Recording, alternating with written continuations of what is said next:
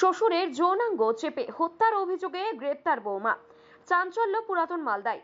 9 October 2025 পুরাতন মালদায় শ্বশুরকেই যৌনাঙ্গ চেপে হত্যার অভিযোগে বৌমাকে গ্রেপ্তার করল পুলিশ। ঘটনাটি ঘটেছে মালদার শাহাপুর অঞ্চলের মাধাইপুর মোড় গ্রাম এলাকায়।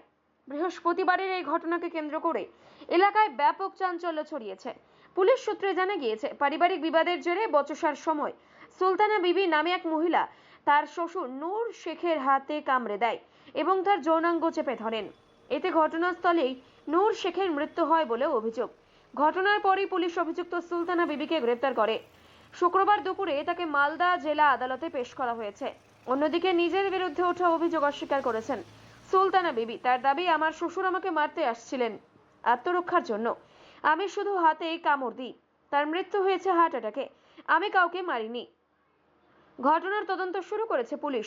ময়না তদন্তের রিপোর্ট হাতে এলে মৃত্যুর প্রকৃত কারণ স্পষ্ট হবে বলে জানিয়েছেন তারা। ব্যুরো রিপোর্ট, সত্যের সন্ধানে সংবাদ প্রতিদিন লোকাল নিউজ। যে অভিযোগ করছে মেনে নিয়েছেন, কি বলবেন? আপনার শ্বশুরের কি হয়েছিল ঘটনাটা? ঘটনা হলো কি, আমি বাচ্চাকে ভাত খাওয়াছিলাম।